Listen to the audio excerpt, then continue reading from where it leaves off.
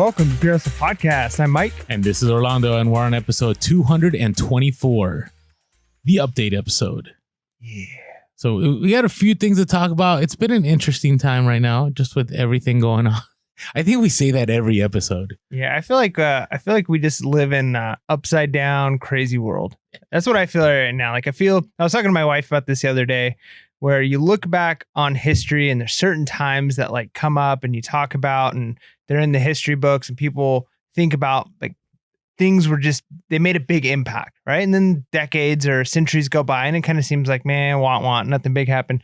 I feel like this season we're in right now is going to be a season. You mean the whole decade so far? Yeah. 2021's beginning of the decade, but let's count 2020 as part of it. 2020, everything in the last 10 years has kind of been building up to this craziness, and we've got political, economic, health, just the craziness that's going on in the world right now. I think this is it's interesting time to be alive. And so one of the nice things is in times of kind of chaos is when there's a lot of opportunity for people to come up. There's a lot of opportunity, money, wealth exchanges hands.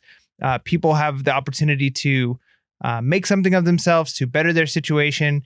And a lot of times you look back and it was the people who were willing to make moves and the people who were willing to maybe even just be stalwart and stay strong with their convictions during certain periods of time that end up being the heroes people talk about later on down the road, the people who make a name for themselves or for their family.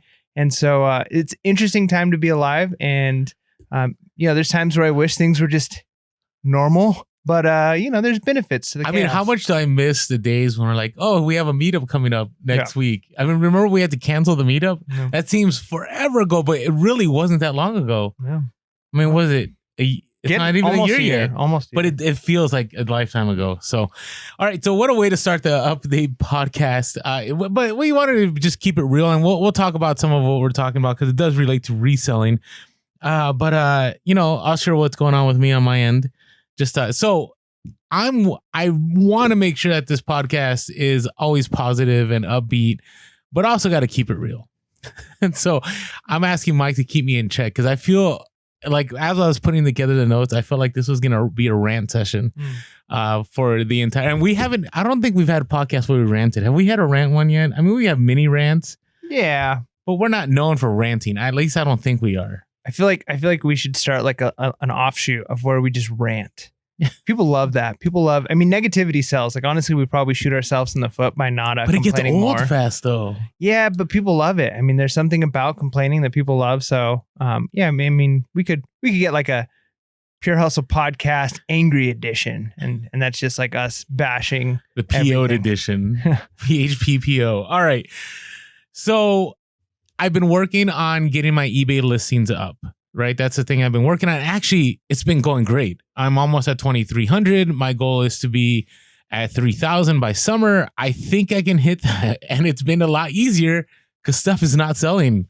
So, I can get those numbers up. And I really do not know why I'm not having a lot of consistent sales. So sales are still happening. I'm still able to pay the bills. This is one of the things I've talked about a lot. When you go full time, make sure that you do an analysis of all your bills and what you're able to pay worst case scenario. And then after you do worst case scenario, anything you get over that, you can reinvest in your business. You can, have other streams of income. You can, do whatever you want with that money. Go on vacation, whatever you like to do. But always make sure you have that base number that you need to make things happen. And luckily, my base number is pretty low. My highest bills are my rent, my medical insurance, and my child's school tuition.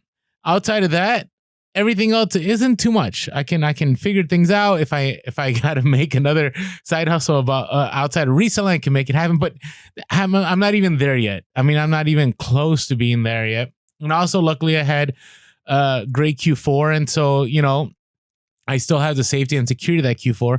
Some of that went away a little bit with the stock market this past week, but I'll talk about that here in a moment. And it's been pretty interesting, and I'm not sure what is happening because I'm doing all the advice that I give all of you or anyone on social media that hits me up, says, Orlando, I have solo sales. What do I do? Markdown sale, promoted listings. The key one we always talk about is listing. Make sure that you have items that people actually want to buy. Take every offer that you get. fix your prices a little bit. Maybe you need to drop a little bit. Just everything you possibly can. Ship faster, like do everything you can trigger the algorithm. And I have started doing that about a week and a half ago. I got back into the eBay grind where I was all Amazon and I ignored eBay. And I feel maybe that I ignored eBay too long. And there needs to be some healing that takes place. I'm not sure. I'm not sure what's going on because I have been listening, and the sales are trickling in, but they're nowhere where they were last year at this time, pre-COVID. So you can't go on the COVID numbers. You go on the COVID numbers, you're gonna just be depressed. But pre-COVID numbers, I'm about 20 to 25% down comparison to last year on eBay. So I don't know, any thoughts, anything else you want to add to my situation? Yeah, I mean, I think it's tough because we often talk about, I mean, the algorithm plays a role to an extent, but we only know so much. And the reality is we might overanalyze things, right? Like we might feel like you said, like there has to be healing, and we almost like you gotta do a certain number of good things to get a positive, almost score on the eBay side, like a cultural score, in order to be awarded or something like that. But the reality is we don't know, and I don't know how much of that's going to impact, because if you have the item someone's looking for it, the price they're looking for it, and you're in a market where it's not oversaturated, you're going to be getting sales, right? So the hard part is, part of it could be because of the types of stores we have, your inventory could just be 20 to 30% less hot right now, right? The inventory that you have, like, because it changes. You don't have the same inventory. Now, if you had the exact same store that you had a year from now, the exact same items, your numbers might look different. So it's tough because we don't know. We're always trying to compare apples to oranges in a sense, right? So it's tough, but I think all we can do is what we can do, right? Which is make sure that we're doing the research, we understand the market, we understand what types of items are selling, have those items up, list as much as we can, and like you said, do sales and things like that we can to encourage people to come and buy. But you can only compare so much as far as looking in the past and going, what do I do? No, I agree. And there has been a few items that, retail arbitrage I picked up that were quick sellers and held up my store. So luckily I had the foreknowledge and understood what type of items we're going to sell in January, and it helped me out. I ignored Amazon because my goal is I want to keep building eBay. So eBay's it's never going to be passive, but it's always going to be there, right? I feel that with eBay, when you have a large enough inventory, you can actually get to a place where you don't always have to be listing, 20 plus items a day. You don't always have to be sourcing. It's large enough that even if you let it go for a week or two, you're still going to get sales. Where, Amazon's, you always got to be sending out, and you have to be fast about it because, ranks change, the amount of people on a listing change. Where eBay, you can kind of coast a little bit. And maybe I'm wrong. Maybe that's the problem. Maybe that's why. Now, have you done any? Go ahead. I was just going to say, let us know in the chat below. If you're on YouTube, a couple of things. One, we love the interaction. And two, it really seems like YouTube's, the changes in their algorithm. I was going to talk about that today. Tend to encourage comments. They promote videos with comments more often. So let us know below. What are you doing to get sales? Are you getting sales in eBay? Or just comment anything. Just tell us hi. Any comment you want, we'll respond to it. But the more comments we have, the better it'll help us out. And so we'd love to just hear you say maybe what you're doing to get your eBay sales up. Are you experiencing a slowdown? Or maybe Orlando is an outlier and you guys are crushing it. Now, I had a question for you. Have you done the item recommendations? You know what I'm talking about? I did the required. There's a required. Do you still have the recommended on there? I don't know if I've noticed. I mean, I think you can look to see the ones that they'd prefer you to add. Yeah. But if it wasn't required, I didn't do it. Okay. So it got so bad that I was like, I'm going to do all of these. So I had about 1,892 of them that I had to do. I'm down about 600 something. So I'll let you guys know at the next update if it made an impact. But here's the thing. I am a strong believer that the people that are putting these things together for eBay are not eBay sellers. Because I actually went through all of these, right? And we have a YouTube video that I put together, which allowed me to get this done really fast. I mean, it took me about I'll say 2 to 3 hours to cut down 1,200 of them, and I have about 600 or so left. But I was looking at the recommendations. I was filling these out, and some of these, I was like, what am I supposed to do with this? So, for example, there's one that is, again, I'm not trying to rant here. I'm just throwing this out here. Vintage. And you either put yes or no. And I'm like, why is this here? If your listing on the top says vintage, when people are searching, they're typing vintage, right? I've never on the left side, maybe I'm wrong, but I've never on the left side seen where there's because the argument is the reason why we're putting all these item specifics is because people do searches on the left side, which I still don't believe that's the case. I think if you're looking for like size and you're looking for shipping, new or used, I think that is on the left side. Because when I buy stuff from off of eBay, that's primarily what I'm looking for if it's clothing, right? So I'm not on there going, I wonder if they have any cycling shirts, and I click on the left. No, I put that on the title up top, right? And so vintage, yes or no, like I'm going to type in vintage. Another one that cracked me up was occasion. Yeah. So dress, occasion, wedding. I know, that's what I meant. Like one of them was like, I had all these shirts and it's like occasion. And I'm like, I don't know. Is there an everyday option? Is this occasion? Quinceañera? Like what? 15-year-old cousin's birthday party that you see occasionally, but not so much that, you really care about what that side of the family thinks of you, right? Like how specific of an occasion? I know. There were so many. I mean, there was pattern. There were just, one of them was material of the insole for shoes. And I was like, material of the insole? Have you ever gone shoe shop and go, I wonder if that's 50% polyester and 50% nylon in that shoe. Like I'm not understanding. And so I was a little frustrated. So what I did is I try to game the system. I just put see pictures. And it's on Excel, right? You download the Excel sheet, you can put see pictures, and you put that little black cross over it, and you make it go through all the items you want it to fill with that, and you just get it all filled, and you're done. So I don't know if that's going to do it. I don't know if that's going to, push me down or up on the search, but I will say I do find it concerning in the fact that I feel like this is a remnant from the Devin Wenig days. Like that we were trying to be it was like we were trying to be like Amazon a little bit. Yeah. Well, and part of the hard part is more companies are realizing more and more it's information that's valuable. It's having the data. And so just going off of titles and pictures might work for the individual consumer buying a product.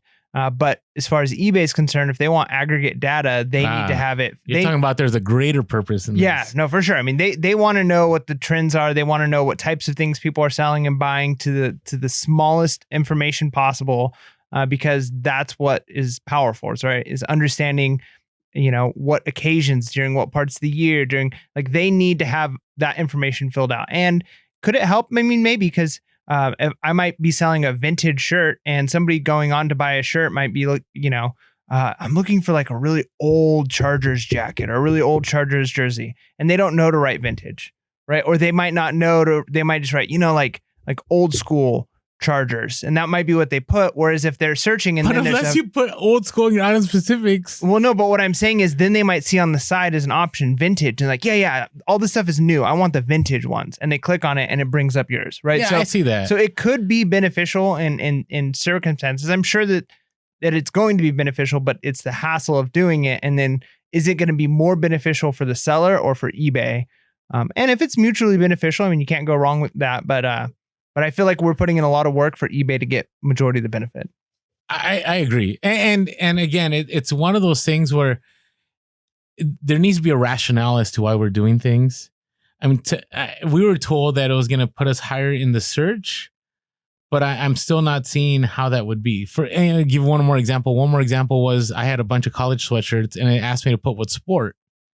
And I'm like, well, if these are college sweatshirts, these could be worn by people going to a basketball game, a football game, curling. I mean, you name it. It could be different options. And so, yeah, I kind of didn't understand it. So I love my college curling shirts.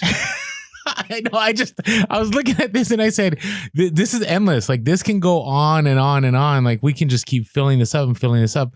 because if you look at Amazon, some of their pages, even some of the hot items I sold this last Q4, they didn't have much description. They just had basically what it was, the ages for, let's say, the toy, the type of activity, and that's pretty much it. It was like 4 or 5 things.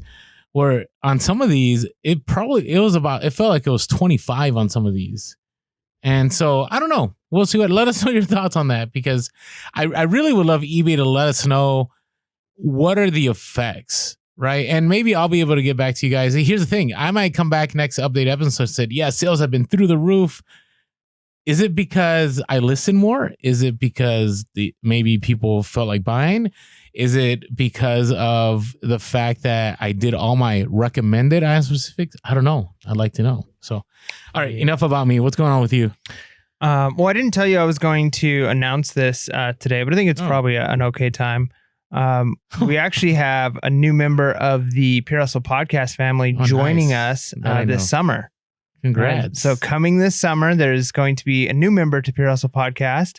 And his name is Titus, and he is my son. So we're pregnant. My wife is pregnant, and congrats. Thank you. So I don't know, maybe that was a weird way of announcing it, but Pure Hustle podcast is growing by one. We are. I don't know. You know how there's always like the silly announcements of yeah. So I guess that's how we would do it. We did when we announced for my first son. We did that our family was growing by 2 feet, like haha, and then it was a picture of 2 empty shoes. Oh, nice. So. This is the Pure Hustle podcast family is growing. Okay, by one member. Well, that is a big update. Yeah, I mean, this is an exciting thing, and again, let us know in the comments. I started reselling with a young child at home, but this is going to be the first time of like doing the reselling thing with a newborn. So if you've got tips or tricks on how to handle reselling, it's easier with newborns. Newborn and a kid. So now I'm adding like on top of it. But yeah, if you've got suggestions, put it in the comment below. I'd love to hear because I could tell you that our household is probably going to look a little chaotic coming this summer. But I just wanted to share that with all of our listeners because you know how it is. I feel like our listeners in a lot of ways are like our family. People care. So, yeah. They care. So that's kind of what's new in my life. All right. So reselling kind of there. Well, yeah, I mean reselling's fine. My wife just got back from Michigan last week, and we'd put our store on vacation mode, which I'm really glad we did.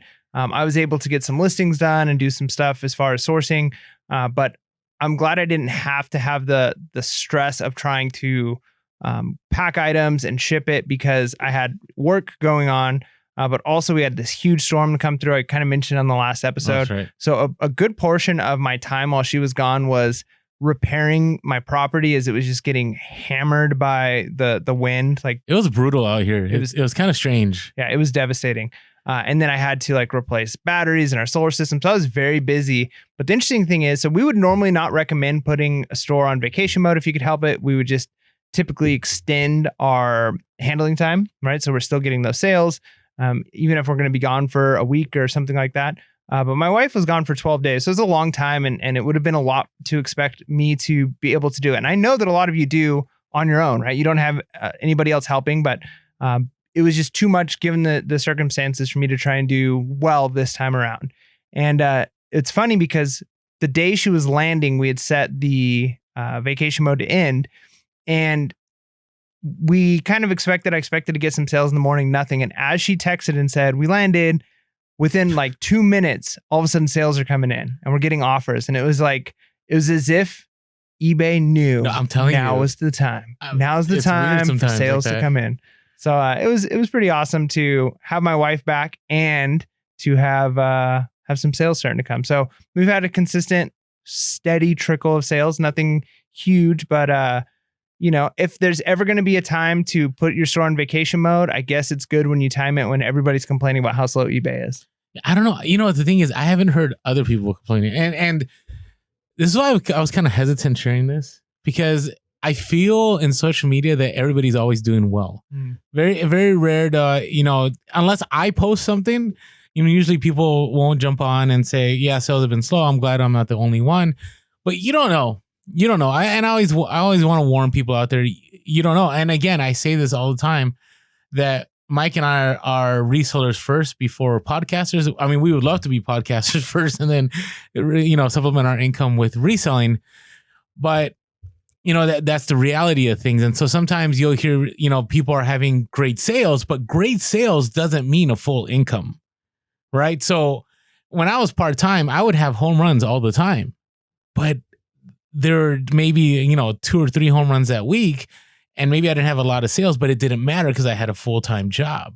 Where now, when I'm posting, it's super important to understand that, when I post a home run, that's just one of multiple sales from multiple platforms, right? And so you never really know what people are going through. So always be aware. Don't compare yourself to others. Know what you need to do for your business and just stay focused on that. All right. So do you have any random stories? I have a bad story. Let's hear it. Man, this is just okay. So I had expressed before how I've been trying to game the algorithm by, even though I'm not home, like I'll print out a shipping label and then I'll ship it the next day. So it finally caught up to me. Mm. So I'm, I'm just going, just living my life, and I get this message and they're like, "Hey, I want a refund now." I'm like, "What?" I don't know how to respond to this. So I go, and you know how when you print out a label, but you don't drop it off, it says shipping label created. Mm-hmm. So this was about a week and a half out. And I looked at that and I'm like, whoa, like what happened? So I messaged the person. I'm like, "Hey, I'm not sure what happened. Maybe it was left at the post office. Who knows, but I'll make sure to get back to you." I go to my inventory because I'm like, maybe for whatever reason I left something. Yeah, I went back into my inventory. I never shipped the item. So how did I resolve that? So I sent the message and I said, "Hey, I am so sorry. Located the item. I'll be shipping it out. Here's a $15 refund. My sincerest apologies." All was good. Hours later, I get another message. "I'm just wondering when my item's showing up. I've been waiting and tracking doesn't show anything." Like, what? Is this happening again? No, there's no way this is happening again. Go back to my tracking. Shipping label created. Do you just like leave items when you pack it in random places, like around your house? Like, no. I print so I'm not doing this. Well, I'm not saying I'm not doing this anymore, but I'm going to be more careful about it. So I print the labels and I keep them next to my thermal printer, right? So in the morning when I'm finally doing my packing, I match up the labels to the item that's sold and I just pack. If I have if I have 20 to 30 items, like I'm just going to pack it right there, right? But if things are kind of slow and, do I really want to drive out to the storage unit right now? No, but I do want to trigger the algorithm and I know this is going to go on a padded. I'm just going to print the label for a padded flat rate. Next morning, I'll just take my padded, I'll put the label on there. I go to the storage unit, I find the item, I put it, tape it, and I'm good to go. All right. Because where I live, where I live, like it's like real easy. Storage unit, post office, piece of cake. And, sometimes you're watching a movie with the kid, like you don't want to get up and leave. I'm just being real here. Judge me all you want. I'm just keeping it real. So I'm like, I wonder if I did the same thing. Sure enough, I go to my storage. There's the item. Just didn't get shipped. Now, I know why it didn't get shipped. The reason I didn't ship it is because both items were non-payment items and they didn't pay till days later. So when they finally paid, I was like, well, there's, usually when people pay right away, you have to pay within a certain amount of time because of your metrics. When people are late to paying, that time doesn't apply anymore. So I think what happened was like, oh, I'll get to it eventually. No big deal. I'll just print the label. It's no rush. I'll get to it once I hit the storage unit again. And so I had to send them out. I had to tell this person, "Hey, I'm so sorry. This was a cheaper item. Like, here's a $5 refund. My apologies. It's on its way. Here's the new tracking number." And I sent it out. So all good. So you lost the tracking labels that you made. The so you can't. Labels? So yeah, I don't know what happened to them. Because like that would be the protection in a situation like this is you have them in an outbox by your door or whatever by your thermal printer. You're right. And then when you're going to the storage unit, you just grab them and go. So somehow they just ended up Somehow. misplaced. So what I think I did is I printed them out and saved them as a PDF on my phone. And I meant to fully print them out later in the evening, and I never got around to doing it. Right. So that's what ended up burning me. And it's all good. Everything worked out. They got their items. You know, I didn't hear anything else. I don't anticipate getting negative feedback, and everything's all good. So I'm sure I'm not the only one that's done this before. And if you ever, you know, want to go down this road, make sure you're very careful. Make sure you keep the labels next to your printer. And yeah. So, man, I got to tell you, it's been a rough month. So, all right. So I wanted to talk about this. How many times have you been able to call eBay when you got a negative feedback and had it removed? I haven't really had a lot of negative feedbacks, maybe once or twice, some neutral, and pretty much every time I've called them and dealt with it, they've taken care of it, because I haven't had any where I was like clearly in the wrong and there was an issue and like I deserved it. It was just like, you know, a customer issue or something else. So eBay's been pretty good about resolving those and removing negative feedback. Okay. So lately we've been getting hit a lot of DMs, and usually I tell people contact eBay for business, let them know what's going on. They'll remove it. So what I'm finding is that the people that have top rated seller plus are the ones that are more likely, if everything was done right, to get it removed. I think if you know, the free returns is part of it, but I'm finding that like some people have had to call 4 or 5 times, and finally they got to somebody, or they had to. I even had somebody the other day say, hey, I shipped out something for parts. I told them it wasn't working, and they want to return, and I offer no returns. I'm like, well, it's a done deal. They're like, no, eBay is making me take the return. And I said, hey, contact eBay for business. So what eBay told them was, well, you need to make sure that on your drop-down item specifics, it says for parts. Well, that's not available on every single listing. So make sure you're careful. If there is a listing that it is available, you have to do it, because if you call eBay, they're just going to make you do the return. Even though somebody's returning something that you said doesn't work and they're saying it doesn't work.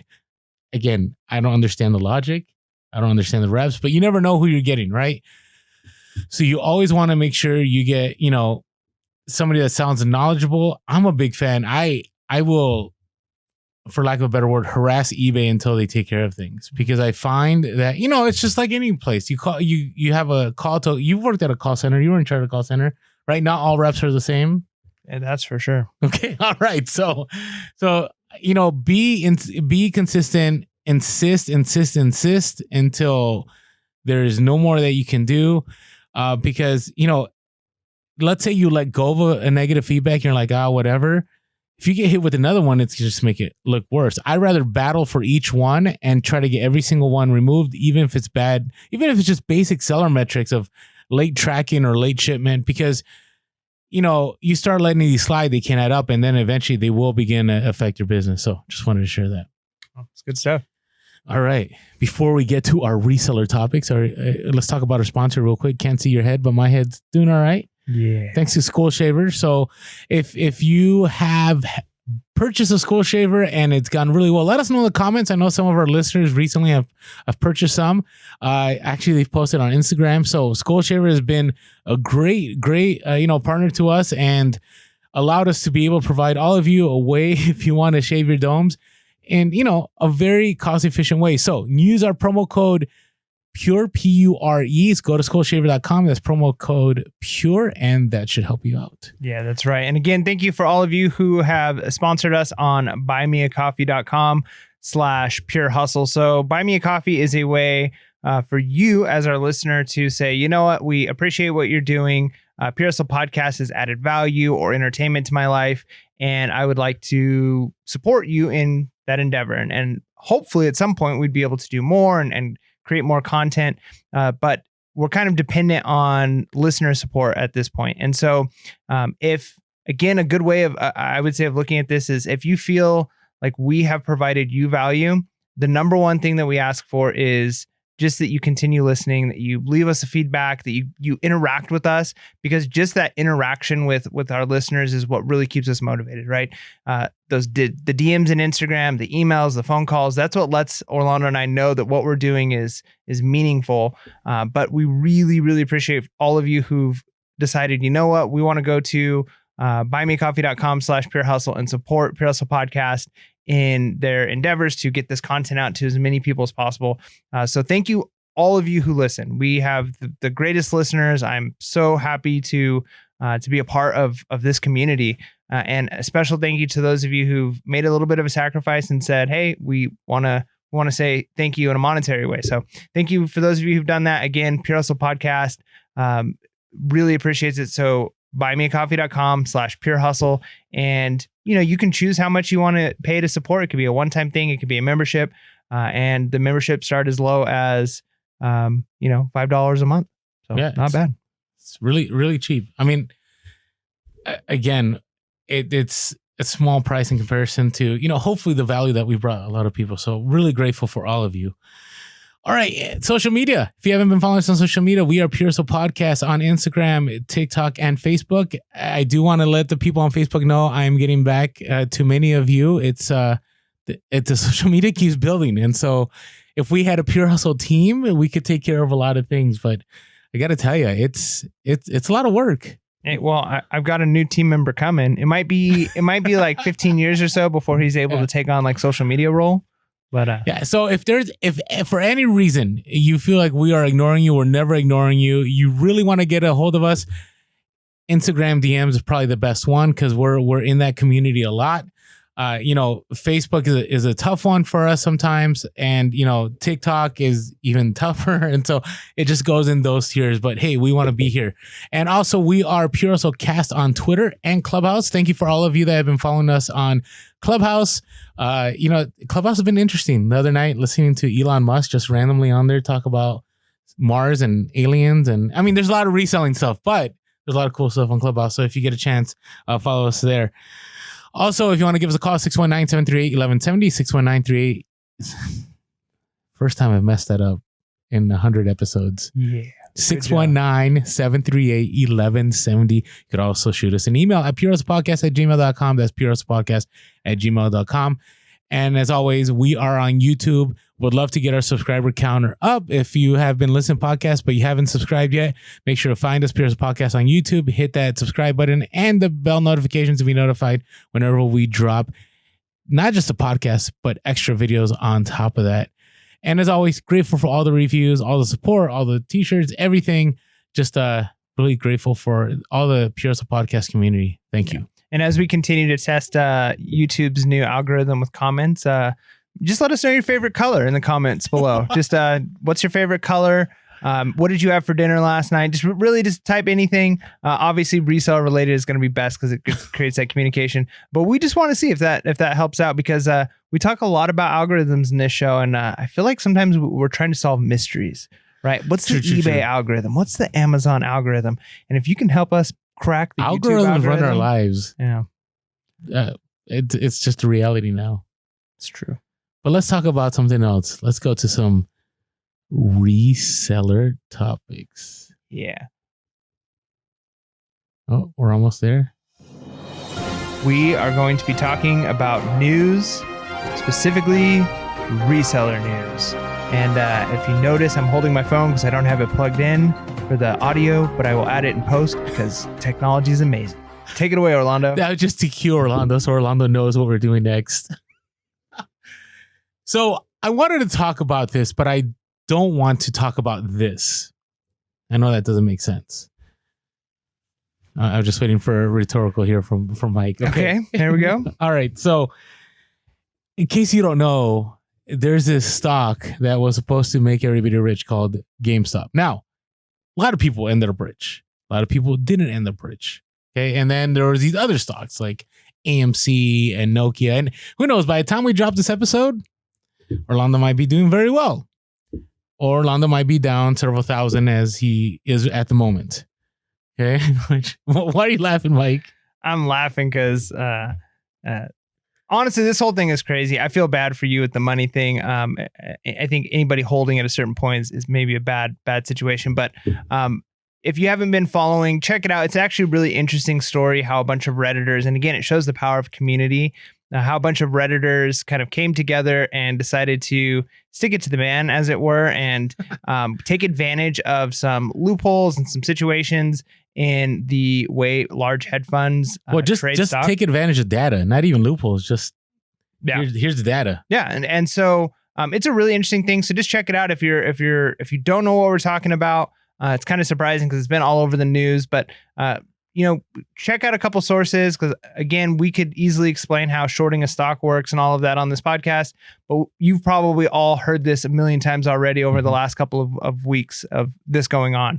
But yeah, so it's been crazy with seeing how the average person, and it kind of goes with reselling in a lot of ways, the average person who before is kind of, doing their own thing, all of a sudden can be a part of something big. And reselling is kind of like that. You can join on to Amazon. Next thing you know, things that you're sending in, you're selling on a big platform, or you're sending in things to eBay or to Walmart Plus or whatever it's called, right? So you're all of a sudden going from a small fry, as it were, to big and on these big platforms. But there's downsides to being on these kinds of platforms too. So the reason I bring this up is, there was a major push in the reselling community. The reselling community was all over this, especially on Instagram, about, this is, we're getting in, we're holding the line, AMC to the moon, GameStop to the moon, Nokia to the moon, and so on. And I remember Wednesday night, there was this kind of euphoria, this like, we're gonna have all kinds of money the next day. Like a lot of people did. I mean, we were, people were talking about revolution in the DMs, like this is going to be a change. And I had started with just $500, I think Wednesday morning. And then by the evening, I already had dropped several thousand because I'm like, this is no brainer. Like I do the math. I see, GameStop is being shorted at an unbelievable rate. AMC is being shorted. Nokia, I don't know. That was just people were just jumping on that bandwagon. I'm not sure. And so this was supposed to be kind of a very not simple, but it should have happened. And then the next morning, what do you notice? Those of you that were using Robinhood, right? You got on Robinhood. Robinhood is the app to buy stocks. It's supposed to democratize the stock market, right? Make it not about the suits, make it about everybody. And you were only given the option to sell your stocks, which meant that you couldn't buy more of a certain stock and other people couldn't buy that stock. So the price of that stock was going to go down, and therefore the profit wasn't going to be there. I'm not going to explain all the shorts and all that. I don't want to explain all that. But it was a huge reminder to me of, number one, when you are on somebody else's platform, you are at their mercy. It didn't matter. It didn't matter if I dropped 1,000, 5,000. There are people that dropped 100,000, 500. There's people that dropped millions, and they couldn't press the sell button. I mean, they could press the sell button. They couldn't press the buy button. They could do nothing. And even till now, you can only buy one stock of GameStop. That's it. AMC, you can only buy. And actually, I went to buy 10 today. And today is Monday, by the way. Is it Monday? Yeah, it's Monday. I went to buy 10 and it said you've already exceeded your limit. So I can't even buy 10 on top of that. I bought a whole ton the week before. And so, I lost a lot of money. And hopefully this will rebound by the time this podcast drops. But to me, it was a big reminder as a reseller, as an entrepreneur, that you have to do two things when you're a reseller. One is you have to understand that you're on somebody else's platform. So you have to have contingency plans. You have to have, if I'm on Amazon, I know I can be suspended at any moment. So I should be selling on eBay just in case, right? Or, my eBay store could get suspended. Well, I better know how to work Poshmark or Mercari or another avenue. Or inventory might dry up and I have to find other ways to find inventory. Or let's get even crazier. Reselling might be really bad for the next few months. Like what is the backup plan? Like I talked about this, was it 2 episodes ago? I talked about what is the exit plan for reselling? Like if you're a full-time reseller, what's your exit plan? And I was very big on the idea you have to have multiple streams of income. Like reselling can be one, and if you're full-time, it's your primary. But I know for myself, if I needed to, I could pick up several classes and teach several classes. Like I could teach and I would make up my income and I'd be fine. I just choose not to because I love the time, with my family, and reselling allows me to have that time. Yeah, I think the term that I've heard recently that I really like and is going to kind of be a motto for going forward with my household, my family, is becoming an anti-fragile home. And what I mean by that is we live in a different culture, different climate. Things, you might be on the right side of something according to the culture today, and tomorrow you find yourself on the wrong side of something, or a platform decides to change rules and you end up on the wrong side of that. And we live in this time where there's a lot of risk. And when you have a lot of debt and you owe money to other people and you only have one source of income, you're very fragile, because one little break in that chain and your life collapses. Everything collapses around you. And so my goal is to develop a anti-fragile home where I don't have the debt. So there's not people who can call up, because whoever has control over your money in a lot of ways has control over your life, right? If they control your money and you are forced to write a check every month or every week or whatever it is to somebody, they've got a certain amount of control in your life. And if you're only receiving money from somebody else, they've got control on your life. And so the more forms of real property that you can have, and by real property, I mean things like a reselling business, right? Inventory that you're selling, or productive property. That might be a better way of putting it. So maybe it's ways that you even grow your own food, or ways of reducing money or debt or things like that. So productive property are things that are going to provide you real value, assets. We've talked about assets in other books. So increasing productive property, increasing assets, and reducing debts. And what that does is it makes you less fragile. It makes it so when you get the short end of the stick on a Robinhood deal, or big corporations deciding to play by different rules than you're forced to play by, when that happens, you're going to be okay if you have multiple streams of income, if you can create a household that's not fragile. And so we love the fact that reselling does this for us, that reselling is one of the huge ways, one of the primary ways we're able to have lots of money. And again, because reselling is multiple platforms. Reselling is Amazon, Poshmark, eBay, Etsy. Maybe it's private label. Maybe it's retail arbitrage. There's lots of ways that you can be anti-fragile, even in the reselling community, because chances are if one thing goes down, it's not all going to crash. Yeah. So it was a huge reminder. I mean,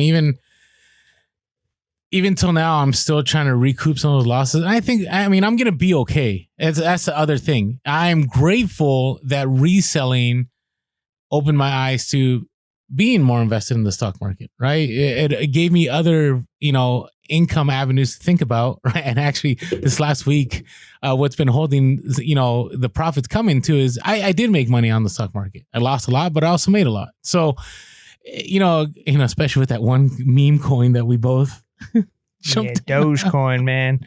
That was the times we live in. Everybody needs to look up, if you haven't ever looked it up, the I think it was the 1600s, the tulip craze. Yeah. Because basically that's what that was. That was just a fun bubble that everybody jumped on. But again, I'm not going to judge anybody for jumping on something like GameStop or Dogecoin and riding a short-term wave. But recognizing that, at least in my opinion, the idea of having productive property means being wise with your investments, and recognizing that the point is not gambling. When we go and resell, we would probably either correct or potentially mock a reseller who all they were doing was gambling, right? If they just walked into a store and they put all their money in on an item, like, I think this will be big, and they didn't do the research, and they weren't looking long-term, and they weren't diversifying, and they weren't using the right platforms and saving money as they were shipping.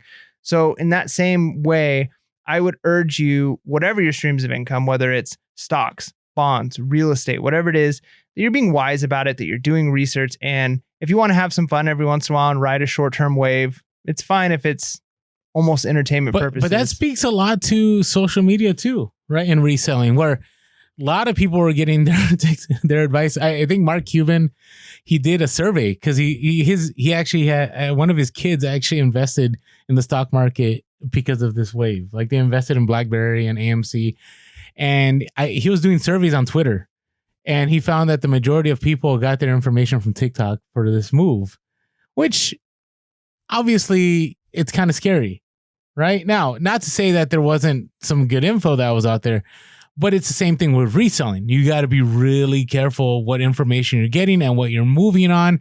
Make sure you do your own research in reselling. Just because somebody posts something on Instagram, or even because Piero's podcast says it on the show, this will sell. Make sure you do your own research and be careful. But above all, be willing to adapt, be willing to change, understand these platforms, you are at their mercy. And on top of that, find other ways to make money if anything were to go down. So just keeping it real. All right, let's get to some mundane stuff. USPS rates went up. Talk about having to play in the rules and platforms being able to demand what they want, and you just have to go with it. Oh, you mean the post office? Yeah. They said our rates are going up, and we have to say we didn't deliver a lot on time, but rates are going up anyways. Thank you. We appreciate that. Thank you, sir. We have some more. Thank you. Yeah. No, and so the reason I say this is I myself, I'm going to finally have to change my prices. Now, I know a lot of you, if you do calculated shipping, it's not a big deal because when you list stuff with calculated shipping, all it does is when the buyer goes in there and they purchase, it's just going to put the dimensions in and it's going to give the price what the price is. And usually you get a discount, especially if you're a top rated seller on eBay. Now, if you do a lot of free shipping, I've mentioned this in podcasts before, a lot of first class shipping, that's going to take money out of your pocket. If you do flat rate, so I've done flat rate since the beginning. The padded priority is the one I like. I was keeping it, I believe, at the old rate. I think I kept it at $7.33. No, that's not the old rate. The old rate was like 6 something. Then I jumped it to $7.33, and I'm finally gonna just make it $8 now, right? To kind of cover any losses that I had in the previous last few months, and to also, just in case there's any jump that happens and be safe. And then the flat rate, the medium flat rate box is the one that's gone a lot. So 3-4 years ago, it was $11.99, and now it's $13.34. And again, this is on eBay if you have that discount. If you don't have that discount, it's going to be actually more, right? If you're still going to the post office, I don't know what the post office number is, but it's probably like $15. So if you're trying to save money and you're new and you're just listening to us now, print your labels from eBay. And then after you get comfortable doing that, make sure you get the sales, end up a top rated seller, and you get more of the commercial discount. So what is the easiest way to fix all this? You go to your shipping policy. So you should have shipping policies established for all your items. And what all that means is you go to My eBay, you go to site preferences, and then you go to shipping policies. And I might have missed some steps in between there, but you eventually got to land there. And when you go there, you can create a shipping policy. So for example, for shoes. So I send pretty much all my shoes, and people debate this with me, and I'm okay. I could be wrong. I still say I'm probably not right, but I charge the buyer, so I'm not too bothered by it. I do all mine in a medium flat rate because I like saving. Like you save money if you use a shoebox, but I have found that consistently it's just way easier for me just to use the medium flat rate. All I have to do is, tape the 2 sides after I put the shoes in, and I'm good to go. So you go in there and you put, I like mine's titled priority medium flat rate. This is how much I'm going to charge. So now when I want to change this, all I have to do is anything that's shipping priority flat rate, I just go back in there and I'm just going to change the price to $14. I don't know. I'm going to have to look at that shoebox again. But let's say it's padded. All I have to go is to all my padded items that I ship out, change the price to $8, and I'm good to go. Does that make sense? You guys need shipping policies? Or do you just do a lot of calculating? Yeah, we do. We kind of just, each item is dependent. So if we're doing free shipping on certain items or other items, we kind of guesstimate ourselves. So we say, we think this is probably going to cost anywhere from $7 to $12 to ship. So we're just going to put $9.99 shipping. Sometimes we'll make a little bit, sometimes we'll lose a little bit, but in the long run, we're going to break even on our shipping on that. Okay. The only reason I say that is you could just make the 99 shipping rule. So at the end, you don't have to Like all you have to do is enter dimensions and you pick $9.99 shipping, and then that's it. Like you don't have to do anything extra. It's really easy, and it helps especially when you have to put a change to your shipping and handling. You just go to, let's say I think 8 shipping policies, and I just go to each of them and I change the days, and I'm good to go. Unfortunately, and I've talked about this before, eBay still doesn't have a fix. If I already have offers sent out, I can't change the days on those, which I don't understand. Why can't we fix that? Anyways, all right. All right, so let's talk about Amazon a little bit. So I'm not trying to scare anybody here, but I've seen this making the rounds on social media the last few days. And it seems that Amazon is now asking sellers for insurance documentation. So we had Ashlyn had an insurance. You can check out our episode. She had a whole discussion about this. Great person, great service. You can check her out and just go to that episode, and there's a link for her website. But Amazon has always required insurance. A lot of us have been able to get away from, having it because Amazon says something, but it's kind of like when items are not restricted, but it ends up restricted after, right? The wink, wink. And so just be aware that they want a general, I think it's commercial liability up to $1 million. Don't quote me on that. But, you can get insurance from other places too, but just be aware that might be coming your way. Even if you're merchant fulfilled? Yes. Wow. So I think that here, let me read the requirement. So here's the requirement straight from Amazon. So they said pro merchants who sell on Amazon must provide proof of commercial general liability insurance. This insurance obtained at the merchant's expense shall cover up to $1 million per occurrence in the aggregate and must include product liability, bodily injury or personal injury, property damage, and other requirements stated in the Amazon Services Business Solutions Agreement. The insurance must indicate the Amazon.com Inc. So here's the requirements. You must have commercial, general liability, umbrella, and/or excess liability insurance coverage with limits of not less than. Oh, that's the limit. So let me just read what has been making the rounds on social media. I haven't received this email, so I'm not sure why certain people are getting it. Maybe they're rolling it out slowly. Maybe it's the fact that, it all depends on, what you sell. Do you sell topicals?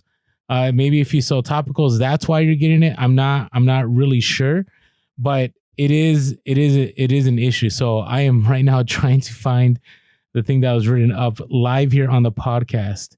So here you go. So this is the message that people are getting. It says, we are writing to request that you provide proof of liability insurance for the products you sell through Amazon store as required by your selling agreement with Amazon. Please respond by 3/2/2021. Specifically, Section 9 of the selling agreement says that within 30 days of reaching $10,000 in gross proceeds. So that's the question you had from your sales for 3 consecutive months. You're required to obtain and maintain at least $1 million of general, commercial insurance. So it could be if you're not selling 3 months in a row of 10,000 consistent, you may never hear from them, right? And like my Amazon Stay business, small, friends. Stay small. Yeah, that's a terrible strategy. It's always it's like trying to avoid taxes by staying small. It's better to make a lot of money and have the government steal a little bit of that money from you than to barely make any money because then they don't steal it from you, right? So it does stink that you might have to have that insurance if you're making over $10,000 gross consistently every month. But I would rather be making well above that and have to pay for the insurance than to be making way less than that and not able to pay my bills. Agreed. So just check that out. Make sure you're aware.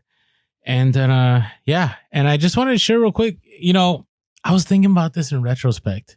I want to hear your thoughts on this. I was just theorizing. So Amazon tomorrow on Tuesday. So we're not, it's not going to be on the podcast, but they're giving their earnings report. It's believed that they made 60% more than the year before. That retail is their biggest business. So usually we think that, their cloud management is, or their streaming and all that. No, it's retail. And it's third-party sellers, and they're making a ton of money, and they made a ton of money on COVID. And so, again, there's so much opportunity still with Amazon. If you have not jumped on Amazon, just start small, start with merchant fulfilled, because I think this is going to grow. And I was thinking about this. I wonder how eBay would have done if they did that managed delivery thing that they wanted. Right, think about that. They didn't know COVID was coming, but that would have been a great start to that system. I mean, am I wrong? I don't know. Yeah, I don't know. I was. So I if you don't, hold on real quick. If you don't know what that is, eBay was going to do Amazon FBA, but it was going to be called managed delivery. Yeah, I don't know. I feel like it could have been worse in a lot of ways because again, I don't think that they're set up for that or that should be the eBay model. And so it's sometimes better not to do anything than to do something so poorly that you give your company a bad name. Okay, I see what you're saying. I don't know. I just thought about that. I thought, they could have when Amazon said we're not shipping out anything that's a non-essential, eBay could have been, hey, we're all about non-essentials. But at that time, a big part of that statement was kind of trying to signal to people that, hey, we're taking this COVID thing seriously. So imagine the attack that Amazon could have had against eBay of, well, while Amazon cares about I'm not saying make an ad like that. Well, but that's exactly what they could have done. You know what I mean? Like, so yeah, I see what you're saying. It's tough when you're, again, I mean, I think there's a lot of things eBay should do. I mean, the simplest thing is they should just provide branded boxes to their sellers for free. I think that would be, because like that was one of the things that was mentioned with the eBay managed delivery was, can you imagine? He made a comment at the time of the CEO Devin. He made a comment of how many eBay boxes are sent out every single day and are on porches every day, but 90% of them don't have any eBay marking on it.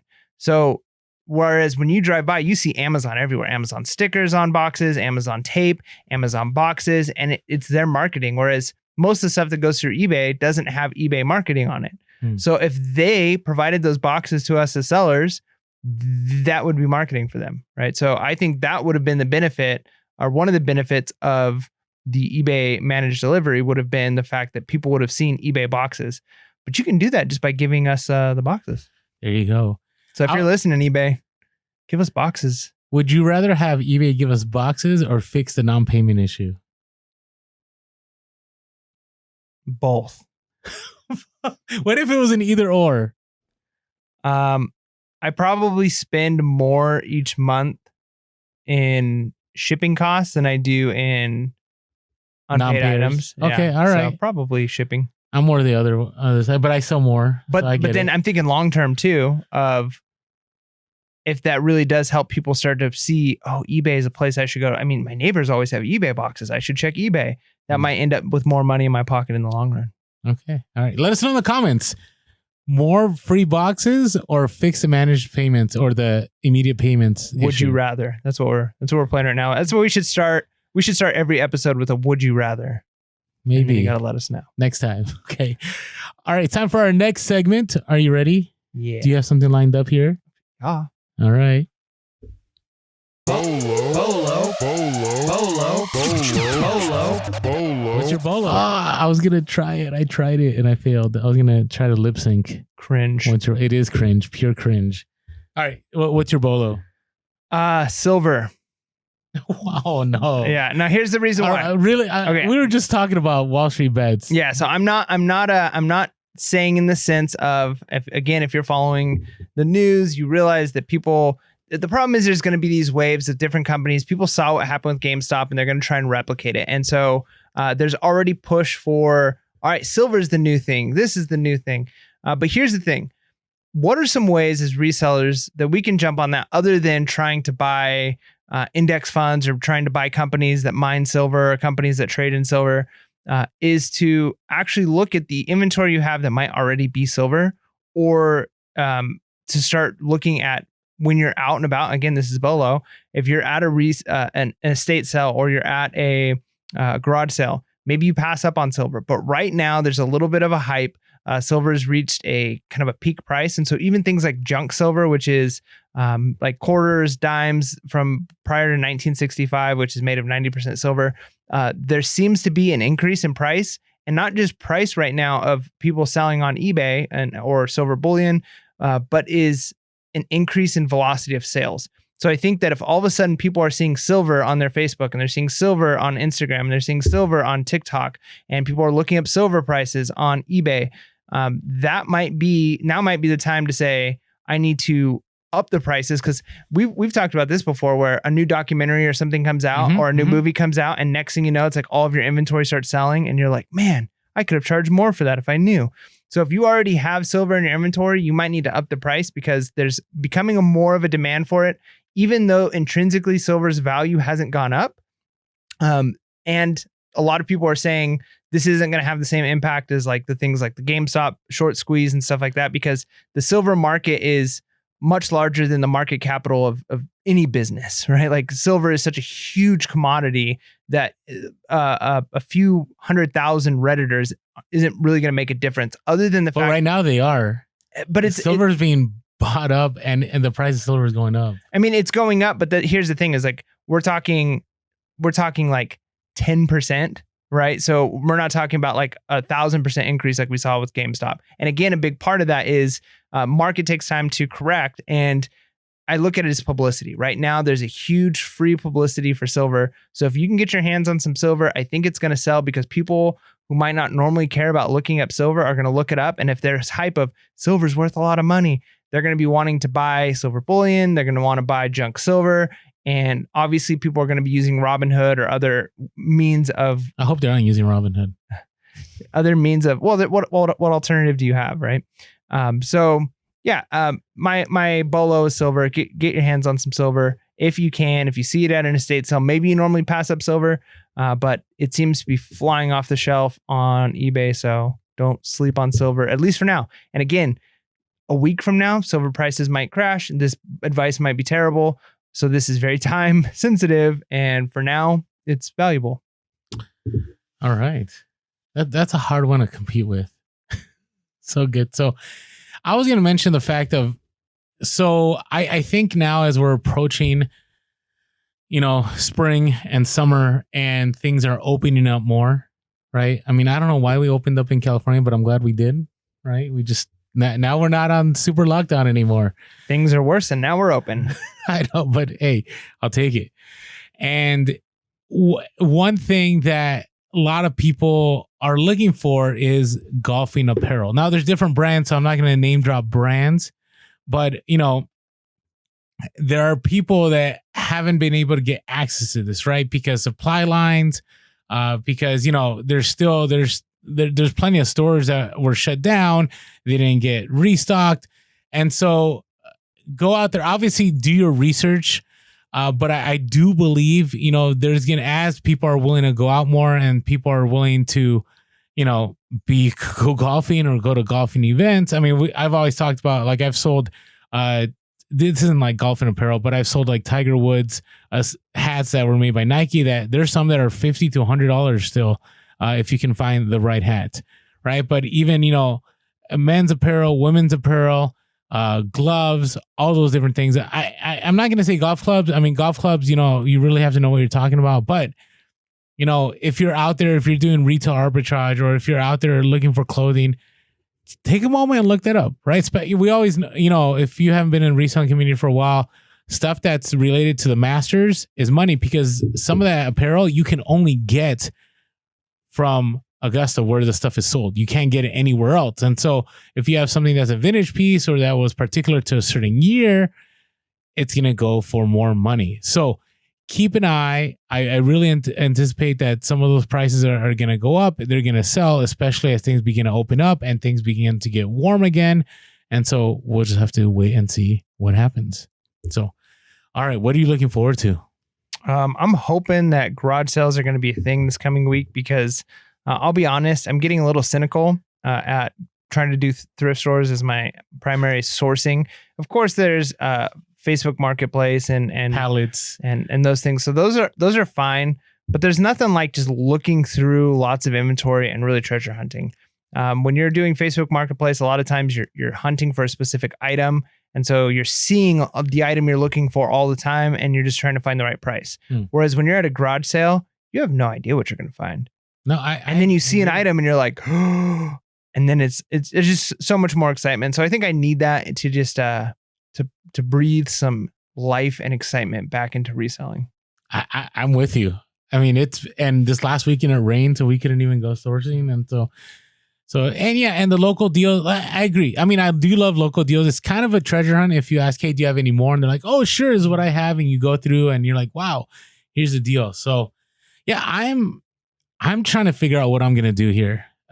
If things do not pick up on eBay over the next week, I may have to lean heavy on Amazon, which I've done before. I've talked about on this. When I started this podcast, I believe I was like 80% Amazon, 20% eBay. And then as time changed, I ended up being, 50-50. And I was only on Amazon when I found something hot or if it was Q4 because, I don't like the source, pack, ship, repeat, right? You just keep doing the same old.